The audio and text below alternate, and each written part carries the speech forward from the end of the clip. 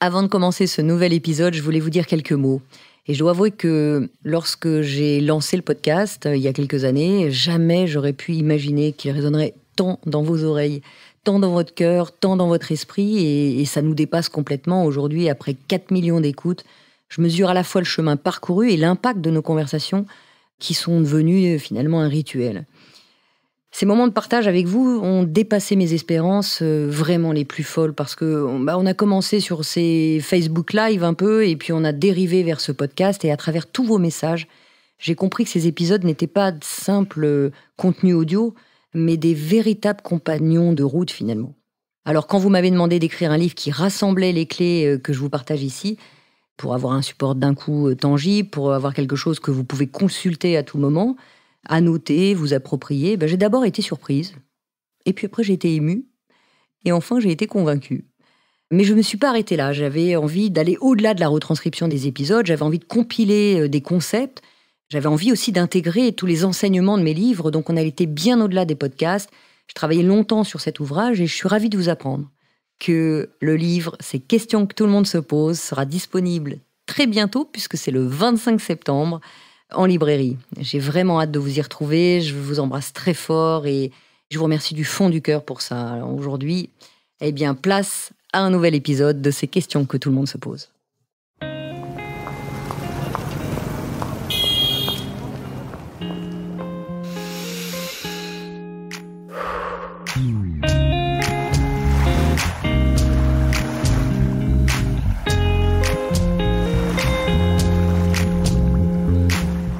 Bonjour, vous écoutez ces questions que tout le monde se pose. Je m'appelle Maud Ankawa, je suis coach, conférencière et également romancière. Mais pas que. Je viens du monde de l'entreprise et notamment de la finance et de la stratégie. Mais le fil rouge de tous mes métiers, c'est ma passion pour les êtres humains et les relations qui nous animent. Alors en fait, j'aspire au bonheur et c'est pour moi un objectif absolu. J'ai soif de partager tout ce que j'ai pu apprendre et tout ce qui m'a précieusement été transmis lors de mes expériences, de mes voyages, de mes lectures, de mes rencontres. Et c'est ce qui m'a poussé à écrire mes 2 premiers romans, Kilomètre Zéro et Respire, le plan est toujours parfait. Et la magie de ces relations humaines ont porté ces 2 romans au rang de best-sellers. Et aujourd'hui, je suis ici, à ce micro, avec l'espoir de continuer à échanger avec mes lecteurs et mes auditeurs en toute intimité, de cœur à cœur, sur nos expériences de vie. Juste avant de commencer ce nouvel épisode, j'ai la joie de vous annoncer la sortie en librairie d'un coffret d'inspiration que nous avons imaginé avec mon éditeur Erol comme une variation récréative autour de mon roman Respire, le plan est toujours parfait. Pourquoi ? Parce que vous avez été nombreux à m'exprimer que vous surlignez les phrases de mes livres. Alors, nous avons pensé à un coffret comprenant plusieurs choses, le roman lui-même, un jeu de cartes reprenant plus de 50 citations du livre, un ruban marque-page, une bougie, une lettre que je vous ai écrite de ma main et une photo dédicacée. Alors l'invitation, c'est d'allumer la bougie, de tirer une carte de citation et de laisser l'univers vous répondre car il a un plan pour vous et il est toujours parfait. Voilà, alors ce coffret est disponible depuis fin octobre en librairie où j'ai hâte de vous retrouver en dédicace pour échanger avec vous. Maintenant, passons à ce nouvel épisode de podcast.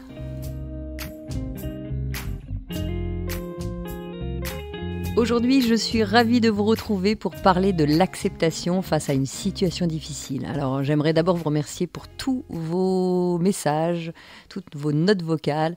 Et aujourd'hui, on va se concentrer sur celle de Sabine qui nous a envoyé une petite note vocale. Bonjour Maud, j'ai découvert votre podcast récemment sur Spotify et par la même occasion vos livres. Et je tenais vraiment à vous remercier parce que je vis actuellement une situation très difficile et votre voix, vos mots m'ont fait beaucoup de bien. Je me suis alors dit que je pouvais peut-être moi aussi vous écrire une lettre. Et j'espère de tout cœur que vous y répondrez car je sais que ça m'apaisera beaucoup. Aujourd'hui, j'ai 36 ans et je suis en pleine séparation. Mon mari et moi, nous nous aimons toujours, mais ça ne fonctionne plus. Nous n'attendons plus les mêmes choses, nous n'avons plus la même définition de ce qui nous rend heureux et surtout, il ne veut plus être père. Au début, il me disait seulement qu'il n'était pas prêt ou il me disait toujours plus tard. Et puis finalement, il a changé d'avis et ne reviendra pas sur cette décision. Notre vie de couple s'est effondrée et je nourris beaucoup de rancœur malgré moi. Je me sens trahie et nous avons donc décidé de nous séparer. Et cette épreuve, c'est la plus difficile que j'ai jamais eu à traverser. Je doute de retrouver l'amour et un père pour mes enfants et je n'arrive pas à oublier mon mari et la vie que nous avions et je n'en dors plus. J'ai perdu beaucoup de poids et mes proches s'inquiètent pour ma santé. Et donc, comment faire pour avancer? Parce que j'ai vraiment l'impression que j'y arriverai jamais. Souvent, nous pensons à tort qu'accepter, c'est se résigner, être d'accord, baisser les bras. Or, c'est tout sauf ça en réalité. Parce que c'est déjà admettre qu'il n'y a pas d'autre réalité qui se présente à moi pour le moment. Donc, la première chose face à une situation difficile, c'est de se rendre compte que, on n'a pas d'action possible, juste à être face à la situation. Donc là, Sabine, évidemment, je comprends parfaitement ta situation qui est extrêmement douloureuse parce que face à un deuil, quel que soit le deuil, que ce soit un deuil d'une personne décédée, que ce soit un divorce, que ce soit une maladie ou un licenciement, comment peut-on être d'accord avec ça? C'est juste impossible. Donc accepter, c'est commencer à ne pas résister parce que j'y peux rien. Parce que nous n'y pouvons rien et c'est juste commencer à admettre qu'il n'y a peut-être pas d'autre réalité pour le moment. Une fois qu'on est là, ça ne nous aide pas à enlever toute la douleur, mais on n'est plus dans cette lutte perpétuelle qui fait que, on résiste sans cesse à la situation.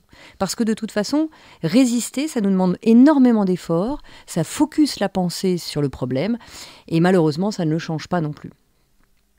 Plus je résiste et plus j'ajoute de la souffrance à la situation. Ça, c'est vraiment quelque chose qui m'a beaucoup aidé de comprendre. Et puis, je partage avec vous les clés qui m'ont permis peut-être parfois, j'arrive pas toujours non plus, il y a des situations extrêmement douloureuses et j'y arrive pas forcément non plus, mais j'ai quelques clés qui m'aident parfois à prendre un tout petit peu de recul et c'est ça que j'ai envie de partager avec toi, Sabine, et puis avec vous tous. Quelque part, c'est de comprendre déjà que face à cette situation, face à une situation difficile, il y a juste à observer et à être là, sans accepter dans un premier temps la douleur, c'est juste d'être là et d'observer que le fait est comme ça et que pour l'instant je ne peux pas le changer. Plus je rajoute de la pensée, plus je rajoute de la résistance et plus j'ajoute de la souffrance à une situation qui est déjà extrêmement douloureuse. Donc c'est vraiment comme si je m'envoyais une deuxième flèche en plein cœur alors que la première m'a déjà touchée par la situation elle-même. Alors, j'aimerais partager 6 clés avec vous, 6 clés qui peuvent peut-être vous aider. La première, c'est quoi qu'il arrive, d'accepter vos émotions. Parce qu'effectivement, bien souvent, face à des situations difficiles, il y a un tas d'émotions qui arrivent. Ça peut être, là en l'occurrence, de la tristesse, mais ça peut être aussi de la peur, ça peut être de la colère. D'ailleurs, tu le mentionnes très bien, Sabine, sur le fait que c'est difficile, tu n'es pas d'accord et qu'effectivement, c'est très dur pour toi de vivre avec ça, que ça provoque de la colère. Et j'entends aussi à travers ton message vocal qu'il peut y avoir aussi de la peur, parce que la peur de ne plus aimer, comme tu le dis, de plus aimer ou de ne plus être aimé. Donc, une des premières clés qui m'aide, et ça c'est vrai pour plein de situations, c'est de commencer à accepter simplement notre émotion. Parce que, on l'a vu, et j'en parle souvent des émotions, les émotions ont un message. Et simplement de se poser avec soi, de prendre un peu de temps avec soi pour juste écouter son émotion, ça permet aussi de détendre un peu la situation et la douleur qu'on peut avoir à l'intérieur. Parce que le vrai sujet, c'est la souffrance qu'on a face à ces émotions. Donc accepter notre émotion, c'est d'abord se rendre compte que bien souvent, on les remarque, nos émotions, et puis hop, on les balaye d'un revers de main. Donc de commencer à entendre ce qui se passe à l'intérieur, c'est déjà quelque chose de très important. Donc accepter ses émotions et ne pas les nier. Accepter et prendre le temps pour cette émotion qui nous traverse. Et de se rendre compte que bien souvent, une amène à une autre. Donc évidemment, parfois c'est un peu long parce qu'on se sent triste et puis hop, la peur arrive et puis hop, la colère arrive. Prendre le temps qu'il faut pour juste se dire, tiens, là maintenant je suis en colère parce que c'est injuste ce qu'il est en train de faire pour moi. Ou maintenant j'ai peur parce que comment je vais pouvoir à nouveau aimer. Ou maintenant je suis triste parce que j'ai l'impression de perdre quelque chose. Vous voyez, il y a toujours le même message derrière les émotions qui est en récurrence et c'est important de prendre ce temps avec soi. Parce que entendre, mais non, c'est pas grave, un de perdu, 10 de retrouver, c'est pas vrai du tout. C'est grave et sans se victimiser, de rester avec soi un temps et d'accepter ce qui nous arrive à l'intérieur, c'est fondamental. La deuxième clé que j'aimerais partager avec vous, c'est d'être bienveillant avec vous-même. Tu vois, Sabine, sur ce sujet, immédiatement, il peut y avoir un juge critique à l'intérieur de nous qui dit, je suis peut-être pas une bonne personne, si on me quitte, j'ai peut-être pas de valeur, etc., etc. Et tout ça, c'est absolument faux. C'est pas parce qu'on est quitté qu'on n'a pas de valeur. Et ne pas se juger, face à une situation ou ne pas se critiquer, c'est déjà aussi un pas important de bienveillance envers soi. Et on a tendance à, de par notre éducation, de par la façon dont on nous apprend certaines règles, notre culture, et on a tendance à être toujours en remise en question. Et déjà que c'est douloureux, et ben boum, on s'en remet une couche et c'est d'autant plus difficile. Donc là encore, évitons d'ajouter de la douleur à la douleur.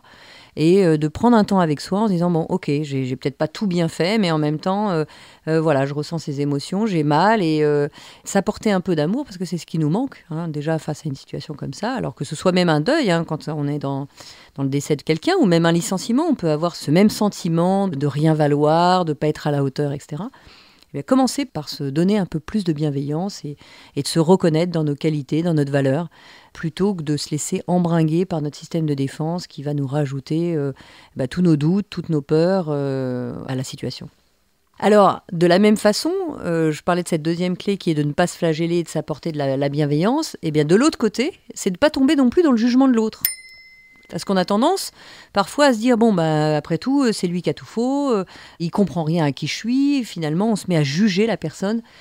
Pourquoi ça ne nous aide pas ? Parce que même si sur l'instant, on parlait avec des amis en chargeant la mule de la personne qui vient de nous quitter, eh bien, qu'est-ce qui se passe ? Ça ne nous aide pas parce qu'on alimente la situation.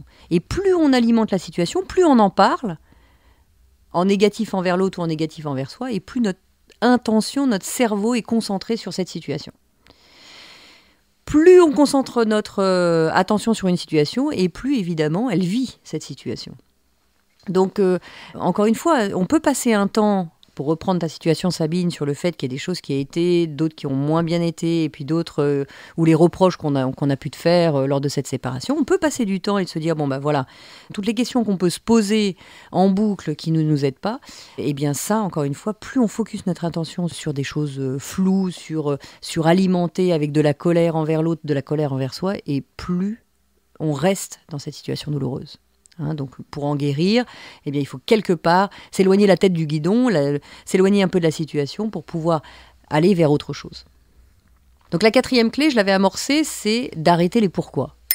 Pourquoi ça m'arrive à moi ? Pourquoi ça me tombe dessus ? Pourquoi il ou elle m'a fait ça ? Pourquoi je mérite ça ? Et on tourne en boucle avec ça. On n'a pas de réponse à ça, puisque en fait, on n'aura jamais d'éléments de réponse. On pourra nous donner, écoute, je te quitte parce que un ou deux événements, mais la réalité, c'est que le fondement est jamais là. C'est une multitude de choses. Et parfois même, ça n'a rien à voir avec nous. Parfois même, c'est peut-être ton mari qui a rencontré quelqu'un d'autre. C'est peut-être le fait qu'il ait besoin d'être seul. Enfin, il peut y avoir 1000 raisons à ça et qui ne sont pas forcément liées à toi ou connectées à toi.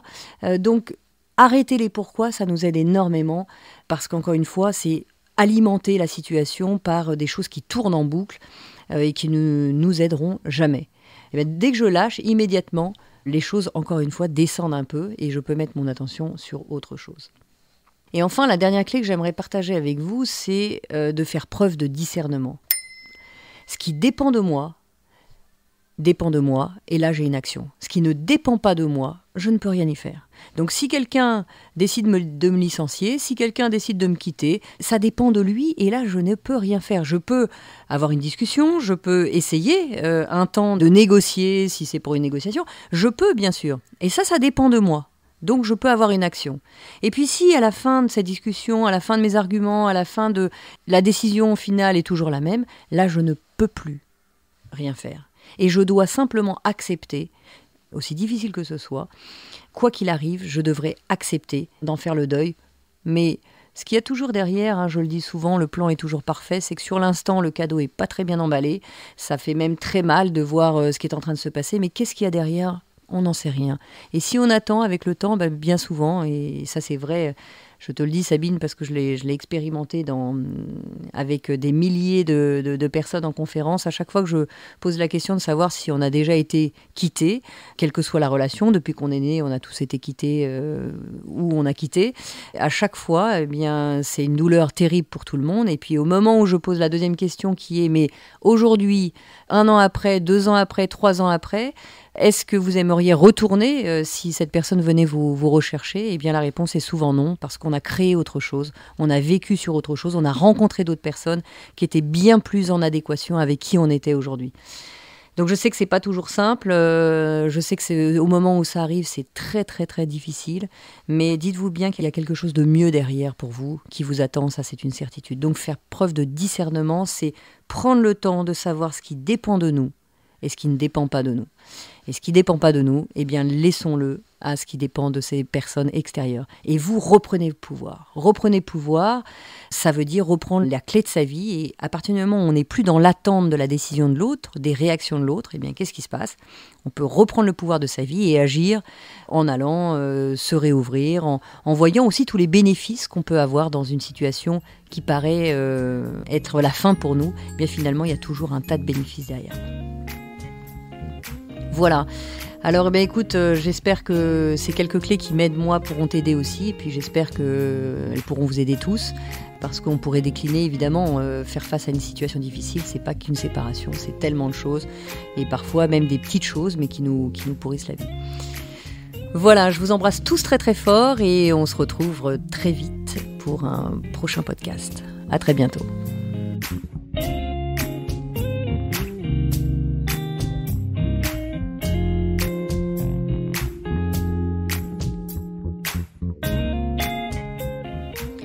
On se donne rendez-vous dans 15 jours pour le prochain épisode de ces questions que tout le monde se pose. Pour être tenu au courant de sa sortie, n'hésitez pas à vous abonner à ce podcast, me suivre sur les réseaux sociaux sous le nom de Maud Ankawa ou consulter mon site internet maud, maud-ankawa, ankaoua.com.